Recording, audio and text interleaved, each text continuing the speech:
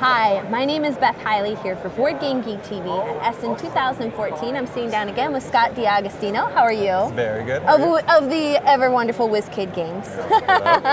Now, you've brought us this rather spectacular box. Yes. D&D Attack Wing. Very excited about this one. I'm rotating this just so you can see how nice and meaty even the box is. This was the first time even I got to see it yesterday. This is a first production sample. So this is, as you will get it when it comes out in October. And we're very happy to be able to have the dragons, the beautiful dragons, displayed right in the box here. I'm going to put the box down because we have the dragons. And all the cards and all the tokens and everything, I punched them all out of the sheets that they'd come in, but all spread out here. Everything that you need for 3 people to have an epic dragon battle, relive everything you wanted to do in D&D of having these dragons battle it out. And so we have the copper dragon, the blue dragon, the red dragon out of the starter set. These will come out, as I said, in October. This is a game that utilizes the flight path system. We utilize the flight path system in our Star Trek Attack Wing game. So very similar gameplay for folks who have played that game, but anyone who wants to learn this as well, this is essentially dog-fighting dragons. So imagine dragons just flying around, trying to outmaneuver each other, trying to get right up close and personal, claws and bites, even attacking with their tails, and then also being able to equip with breath weapons, spells, all the things that you think about from classic D&D that you can imagine a dragon can do. Well, we have all these different things that you can upgrade your dragons, customize your dragon, pimp your dragon. And of course, I heard you say that these are the starter dragons, which leads me to believe there are more in the future. Yes, we will have 7 expansion packs that come out about 2 weeks after the starter set hits in October. The 7 expansion packs will come out, so that'll be able to add much more to your armies. We will have 1 more dragon that will come out, which will be the green dragon. Then we have some other ground troops. So in this game, we have not only flying troops, dragons of course being flying, but these dragons can actually land on the ground and walk around as well. But we have ground troops in this game, so there's 2 elevations, air and ground. And so our other 7 expansions, we have a Sun Elf Wizard, we have a Frost Giant, and he's big, he's awesome. We got him on display at the booth. We have a Dwarven Ballista, so there's even technology out there, or fantasy technology, and certainly a dragon killer, that thing. It's if you can get it within range of the dragon and then shoot that big bolt, does a lot of damage. We have a Hobgoblin Troop. And this is actually, the ground units are actually multi-packs for the Hobgoblin Troop and also the Sun Elf Troop. These are actually 6 figures in the pack, and there's special rules in this game for maneuvering them as a unit. And you can scale them also, so you can play 1 of them all the way up to 6 of them together as a unit. There's strength in numbers, and then there's special rules for how they move. It's very fluid. I very much like how the designers, Andrew Parks and Manny, designed the movement. It's absolutely beautiful, and I think it works very well. And it's really looks fantastic seeing these troops going up against the big dragons. Oh yeah, and I think it's just so people also get a scale, just in seeing how tall and impressive these figures are. I mean, these are humongous. Yeah, this is fun. This is fun to play. It's also just fun to watch and see on the table. It really gives you that feeling. Yeah, there are those games that become a spectator sport, and I can definitely see this being one of those. Yeah, so we're looking forward. We're demoing it here at Gen Con. The first time we actually have production samples that we're able to show off. We've had the sculpts for a while. We had those at Origins, but this is the first time we've got the actual cards and tokens and everything, so people will be able to play with a real copy as it. And it was pretty fun watching you set this up because it was like, whoo, because it was your first blush at seeing it, in all its glory. Now, how long would, for those who might not be familiar with this system, how long would a typical game take you? So it depends on how big of an army you want. This is a point-based system, so you have you would sit down and decide if we wanted to play a game. We could say, well, let's play 50 points, 100 points, and right out of the starter set, 50 points is a pretty good mark to be able to each person take one dragon and decide. You look at the cost of the dragon, like this red dragon here is 42 points. The other dragons are 37, 39. And then you add on your upgrades. So I'll give you a basic overview of the gameplay. This is the flight path maneuver system, which we've seen in Star Trek Attack Wing. This is a point-based system, so you would decide how many points you want to play. Our typical full game is about 100 points. Out of the starter set here, a good amount is maybe 50 or 60 points. That'll let you equip a dragon with the breath weapon. Of course, you want the breath weapon. Goes without saying. Yeah. And maybe a few spells on there as well, and some other dragon upgrades. Starting out of the gate here, we have what's called dragon upgrades. For these guys, there's spells and there's divine spells, arcane spells and divine spells. So depending on what type of spellcaster they might be. So you choose which ones you want to equip to your dragon, fill it out to that point value. During the course of the gameplay, once everybody sits down, so in the starter set we have 3 dragons, so you can have 3 players sit down, each with 1 dragon built out to the points, however they want to customize their dragon. And each dragon has a different card, a maneuver card here, that shows you all the different maneuvers they can do, and they've got a dial that goes along with it. You'll notice in this game we actually have 2 dials because the dragons can fly or they can land on the ground and walk around as well. So they would just switch out the dials for flight or ground. So that's a little bit different than Star Trek, where obviously really can't land them. The ships don't land on the ground and do anything. So we have ground and air in this one, in this game. And you would the 3 basic phases in a turn is the planning phase, activation phase, and combat phase.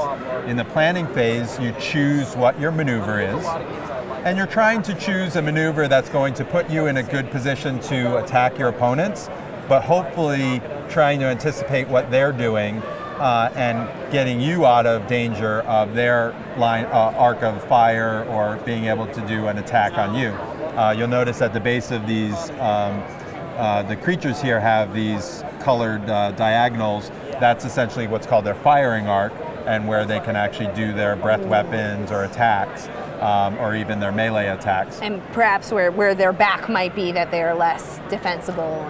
Yeah. In this case, the dragons have tails. They can do tail attacks, so they can attack from the rear arc or the front arc.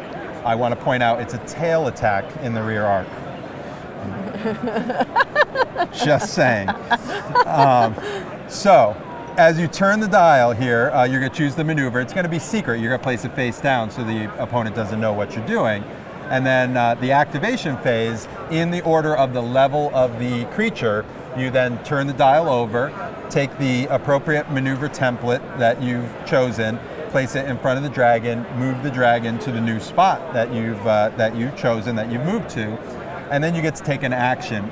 There's a lot of little tokens here that have different effects that you'll be able to give. There's actions that might be able to help your defense, that may be able to allow you to re-roll an attack, that might give you a better percentage to hit an attack. So a bunch of different tokens here that indicate those as reminders. Then we get into the combat phase, and that, of course, is where all the fun happens. So the combat phase happens in the reverse order, from the actual highest level to the lowest level. So the higher level creatures get to attack first. And at that point, you check to see if you've got someone within your firing arc, and you'll be able to make an attack against them, or if they're close enough that you can do a melee attack. Every dragon here has a bite melee attack in their front arc and the tail attack in the back. Then you can equip them with different range attacks like the breath weapons. One thing that's new to this game as compared to Star Trek is that there's area of effect attacks. So the dragons have breath weapons that are either a line attack or a cone attack, the line, you would lay down the range ruler, and everything that you can lay down and touch a base of a figure, it would attack everyone along that line. The cone attack would actually be the firing arc, everything within that firing arc.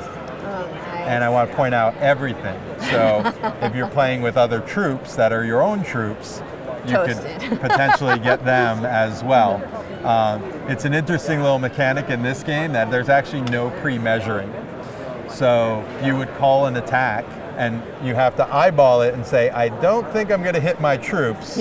But then once you measure it, if you end up doing it, you've roasted your own guys. Well, they are wild animals, so I suppose that's true exactly. form. You never know.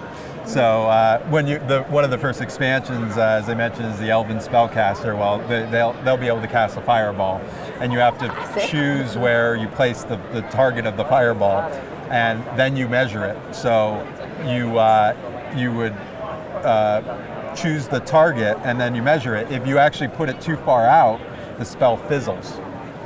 And then also after, if it's within your range, then you measure the burst effect. And so again, if you actually accidentally catch your own guys in that, but that's what happens when you cast fireballs into combat. Right. Someone might get hit. So it's a lot of fun. I mean, it really brings that theme, that feeling of having these epic fantasy battles and using these spells, which are sometimes hard to control. Not a perfect science. So, you said this is going to be coming out for October. So, yep. And then to rewind a little bit, since we were having microphone issues before, you had said that these were a starter set of dragons, which implies that there are more. This is the starter with the 3 dragons, 7 expansion packs, which will also come out in October, but later in October, about 2 weeks after the starter set. These will hit your local game store, and that adds the ground troops and some other very exciting things like the Frost Giant raids. So we have undead in here as well, and the Hobgoblin troop, the Sun Elf archers troop, and the Sun Elf wizard, and Dwarven ballista, and a green dragon. So yeah, probably 7. Did I go 7? Someone will tell me if I missed one. But as far as the game system goes, it's wonderfully customizable. As you get more expansion packs, you'll have more cards you'll be able to equip to not only your dragons but your other troops. Another thing that really brings in the feeling of Dungeons and Dragons in the game, we have adventures. So we of course can sit down and play and just have a knockdown, drag out fight, dragon fight.